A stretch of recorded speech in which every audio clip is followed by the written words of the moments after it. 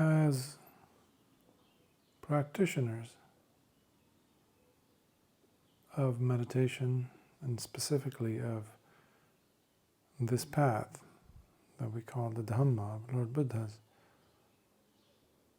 as one continues to train oneself progressively, growing in their virtue, growing in their meditation, and growing in their level of understanding and wisdom, which we call panya. Within that gradual process, one encounters a lot of difficulties, a lot of challenges along the way. Challenges that are there intended to make one become more strong and able to tackle difficulties, to come face to face with aspects of themselves that lay deeply hidden. Things such as anusayas, or underlying drives or tendencies that lie dormant until the right opportunities or right situations for those things, those circumstances to bring up these hidden aspects of ourselves that we don't get to necessarily see often, because we usually have a different concept about the reality that is taking place. So it brings out the facts and lays them in front of us. So this is good. This is not something to make us become worried or feel that we are falling behind. Now, to avoid falling behind, teachers always will instruct the student to push forward, to push through those hidden underlying tendencies that come to hinder and obstruct your progress, that can make you fall behind, that can make you even become so slothful, so drowsy, so sluggish in your efforts that you become heedless, in fact. So the practice itself becomes a part of your history, a memory that you turn into another concept to fall back on, a perception, a memory for you to go back to feel cozy, to feel good, to feel that, yeah, I did some good things, and to convince yourself that you are still there when you're not. Why? Because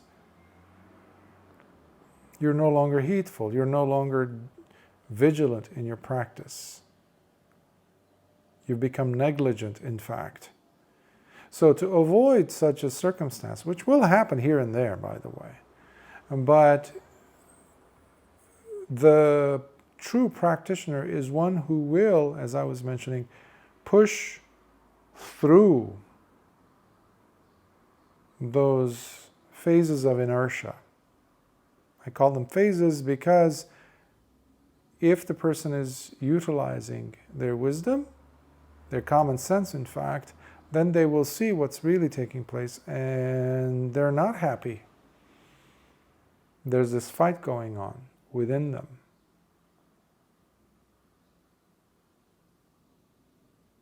So the practice itself then falls behind. So to avoid it, we have to become more vigorous, more resolute, and more dedicated in our practice.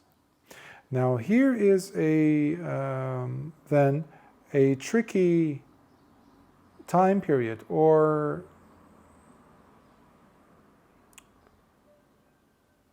an opportunity for us to gain more wisdom or to fall behind even more, because what the tendency of many people is that they will push too much.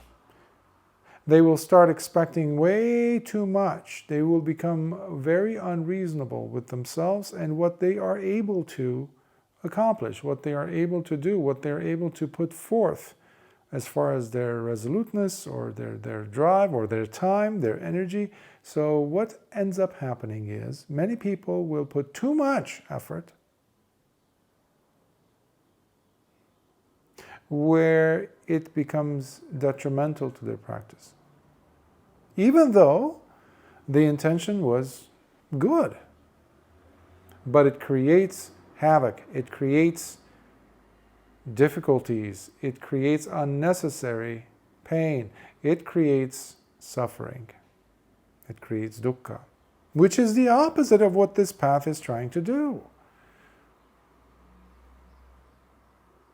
So this practice requires us to learn from these seesawing phases that we go through, so long as there is sati, so long as there is sampajanya. Sati is mindfulness, sampajanya is that full awareness to see what's happening without extra unnecessary narrative from our side, without judgment, but seeing what's happening and our contribution to this new suffering that's shown up because I wanted to put too much effort, too much energy so that I don't fall back or I don't become heedless. Don't worry, when you are practicing sati, when you are practicing your sila, and you're aware, you do not have to really complicate things. So when you are being resolute, when you are trying to become more and more heedful, more alert, and less slothful, less lazy, less negligent, when you are putting in the effort, check constantly your state of mind.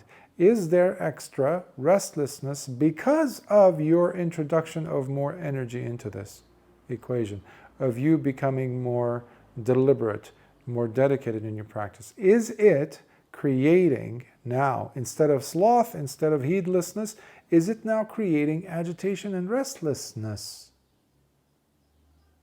So you see what's happening?